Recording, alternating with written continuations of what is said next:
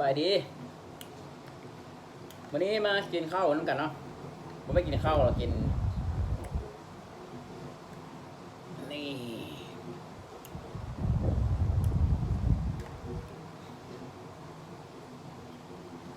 สวยงามอลังการหอมซะนะ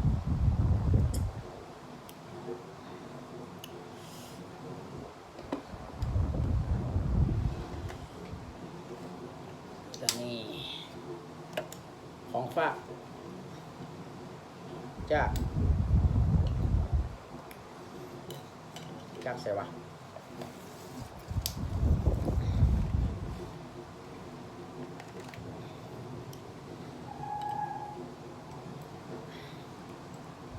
บะหมี่ไข่นะบะหมี่ไข่แล้วก็นี่มันไข่เต้านะไข่เต้าญี่ปุ่น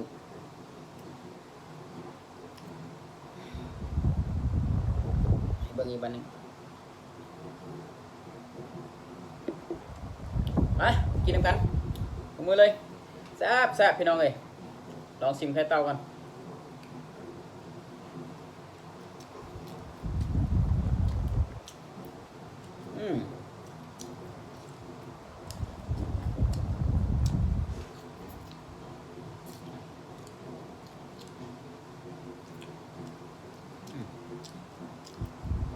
แซ่บเลยไข่เต้า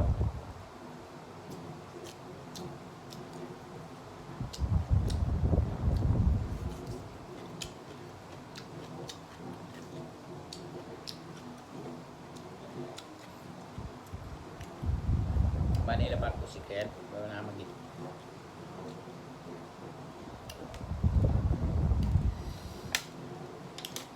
อันนี้จักกันอย่างเนาะเขาเอิ้นจักกันอย่างถ้าเอิ้นภาษาบ้านเรากับเมี่ยงอะไรจุ่มครีม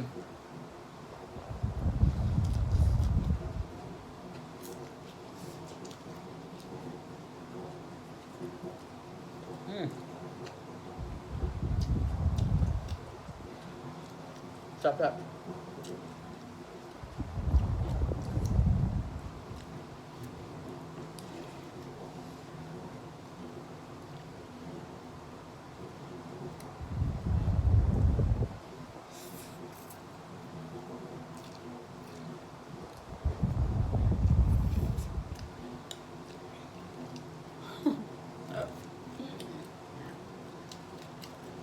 จับเลย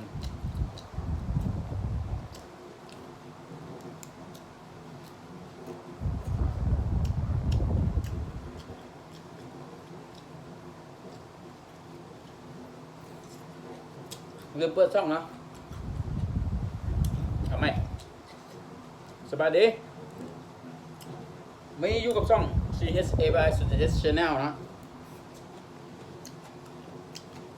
คือเก้าพี่น้องเอ้ยกินข้าวไม่กินข้าวกินตำบะหมี่ไข่ตำเองกินเองจับเองจับได้ไปหน่อยมาเด้อ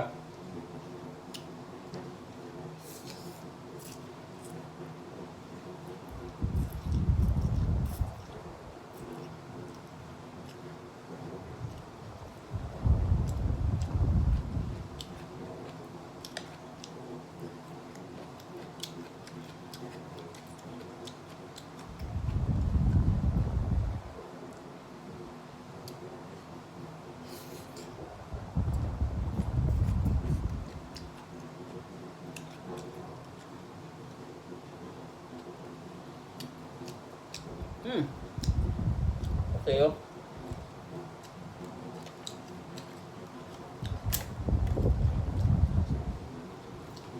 ถึงเมี่ยงนะ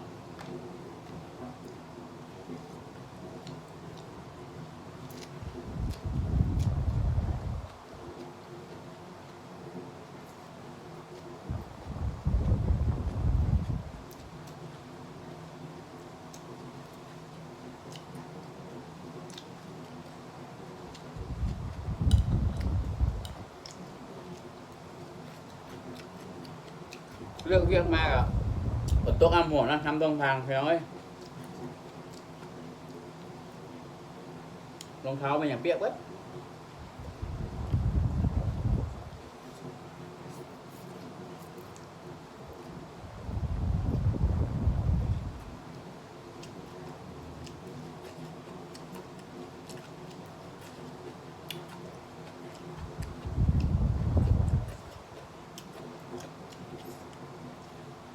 กาชิมาอัปเดต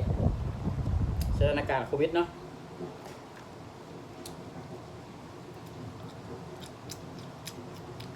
กินแบงคอก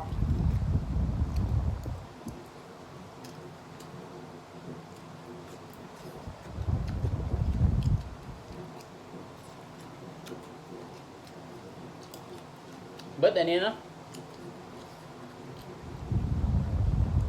จากที่เพิ่นเคอร์ฟิวว่าบอกให้ห้างกับปิดร้านอาหารก็ไม่นั่งเบิร์ดเดือนนี้เนาะเบื่อนมือแหละให้นั่งหานแล้วเนาะ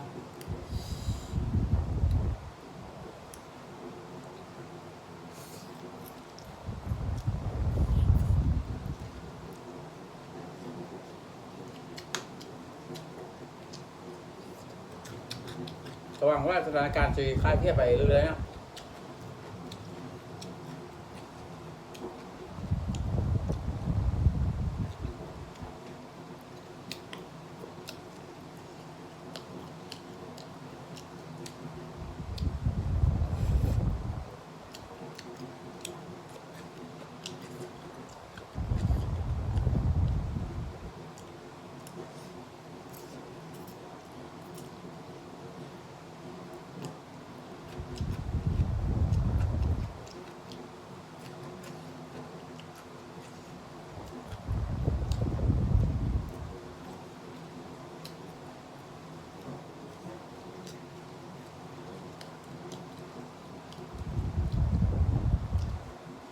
เมื่อยแล้วพี่น้องต้องให้งานกันเลย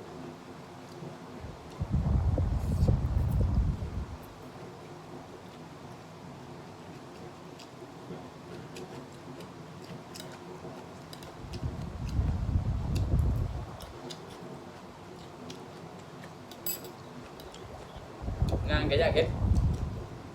ยันกับยานเนาะเฮ็ดจังไดเนาะคนเฮามันคนคือเฮาบ่มีเกียร์ถอยนะ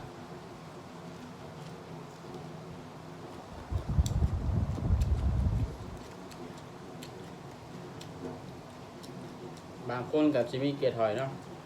แต่สำหรับเฮาแล้วบ่มีเกียร์ถอย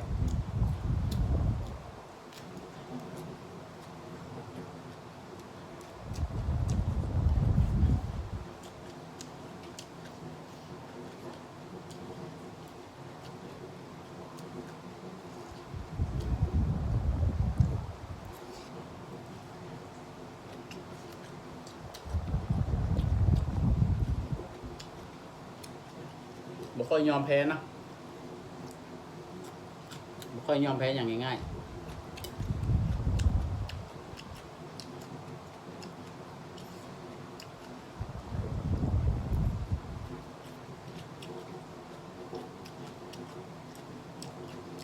เอาง่ายๆถ้าไปจนได้ดีนะ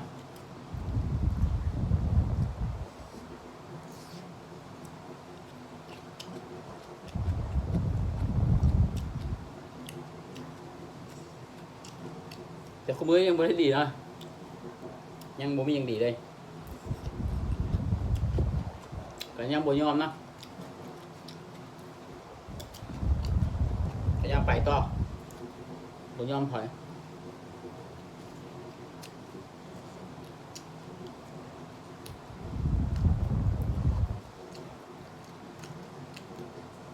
ใจคนบ่คือกันนะ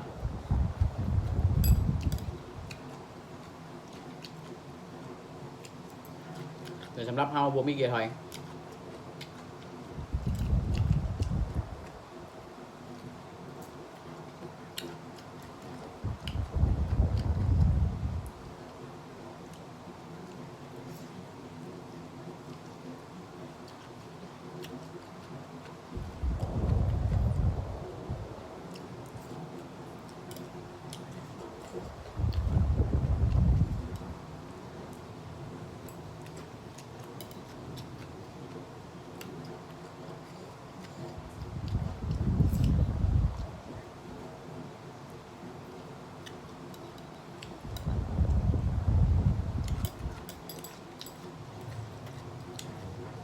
สำหรับสถานการณ์โควิดตอนนี้ก็เป็นตะยานเนาะแถวบ้านเขาเนาะ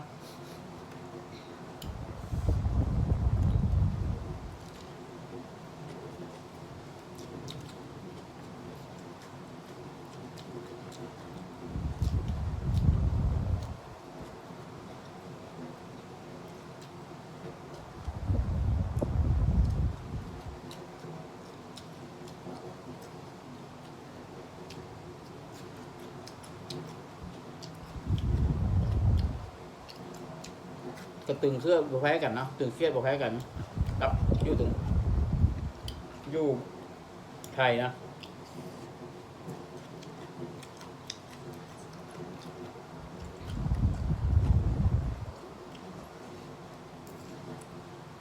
แข่งคำม้วนนะแข่งคำม้วนเมืองหินปูนเครียดบ้านบ่บนติว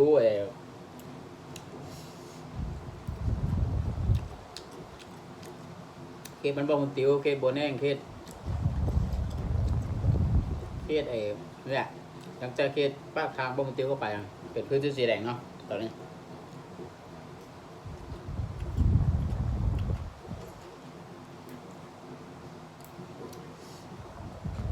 ไปยูเกตนี่กะ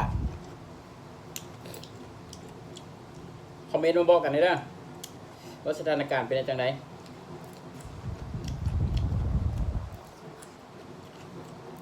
เท่าที่เรารู้สถานการณ์ตึงเครียดเนาะตอนนี้บอกค่อยดีเลย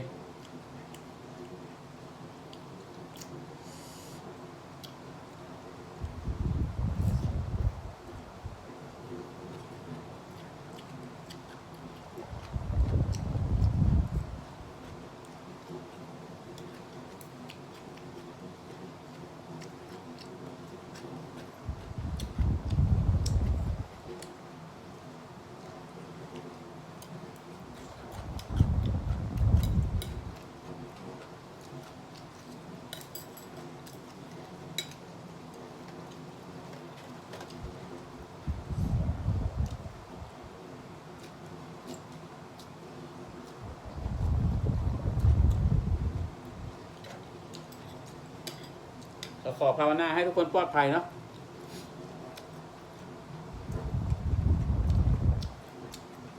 กักตัวอยู่เงินยุสานไว้ใจแผ่ไว้อะไรตอนเนี้ย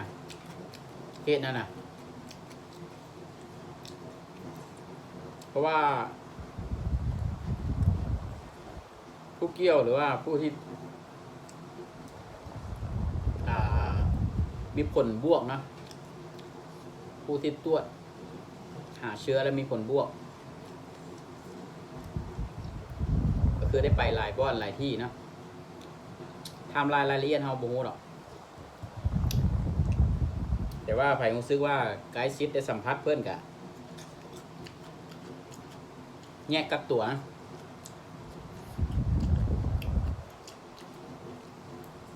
แล้วก็แจ้งไทม์ไลน์นะอย่าปกปิดอย่าปิดบังเพื่อความปลอดภัยของบ้านของเมืองของพี่ของน้องของครอบครัวเจ้าของนะกระบุยพยายามให้มันเกิดหรอกเรื่องนี้แต่ถ้าเมื่อมันเกิดแล้วเราก็ต้องแก้ไขช่วยกันบุยพิวิตอยู่ที่อีก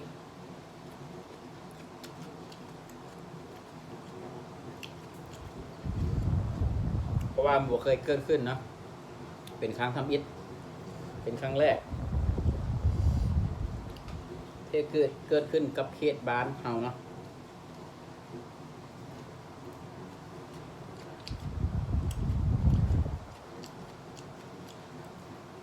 กับพวกนี้ไปย่างให้มันเป็นหรอก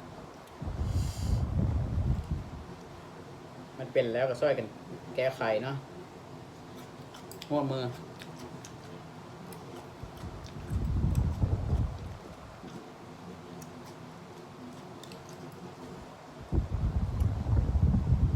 อ้อมมือกันมันจะได้หายไวๆให้หายจากบ้านหายจากเขตหายไวเท่าที่หูมากับตีวงกวางเลยนะจากตัวพวกเกี้ยวเอง ก็เริ่มต่อจากลูกจากเมียกับครอบครัวนะเนาะแล้วกับผู้ที่ใกล้ชิดแล้วก็ได้สัมผัสเนาะว่าสัมผัสโดยตรงแล้วสัมผัสต่อจากผู้ที่สัมผัสผู้เกี่ยวนะต่อกันมาเนาะสัมผัสผู้ที่หนึ่งผู้ที่สองผู้ที่สามผู้ที่สี่ผู้ที่ห้าก็คือเสี่ยงเบิด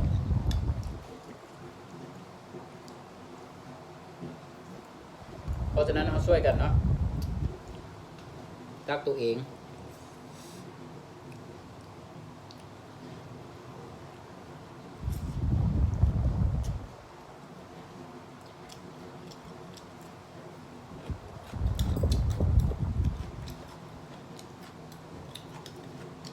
ก็คิดว่าเราก็ไปตั้งใจนะ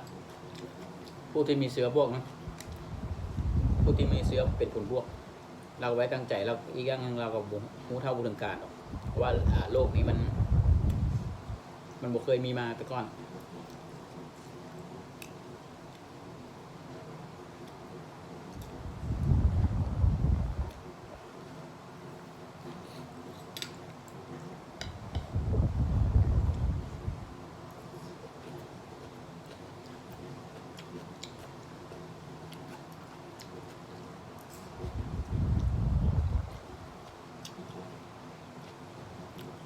การพายุเพศนี่กับทักทายมาลงกันได้เนาะเขาเองก็เป็นคนแถวนั้นแหละ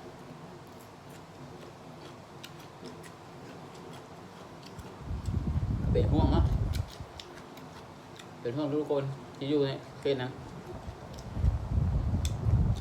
กับภาวนาให้ได้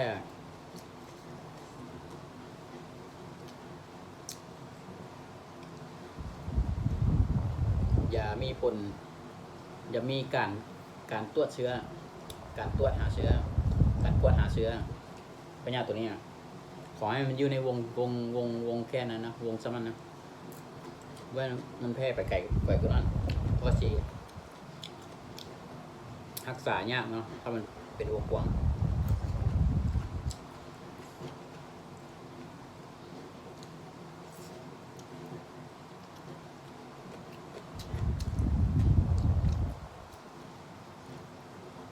กับใครยุ่เพศนี่ก็ทักทาย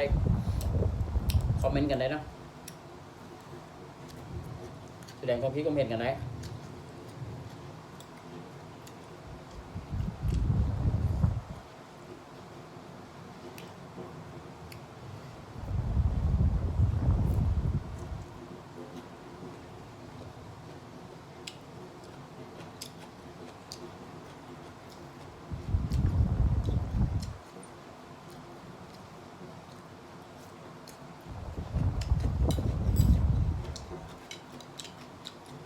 เอาสุดท้ายนี่กับบุมีอย่างไรเนาะ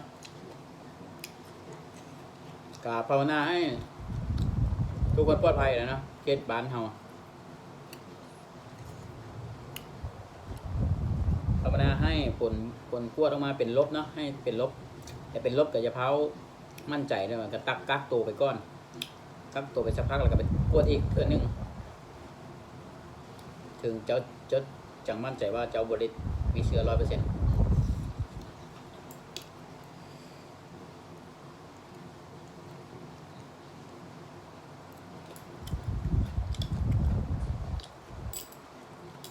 กับบุมีอย่างไรเนาะก็ใครรับคลิปนี้ก็กดไลค์กดแชร์สำหรับคนบ้านเฮากับทักทายเข้ามาคอมเมนต์กันได้เด้อมาลงกันได้ข้อมูลข่าวสารว่าเฮาอาจสิรับข้อมูลมาผิดคลาดเคลื่อนหมดแล้วก็ทักเข้ามาทักทายกันได้บอกกันได้กับบุมีอย่างไรเนาะขอให้ทุกคนปลอดภัยสำหรับบ้านเทศบ้านพระคุณติวเนาะ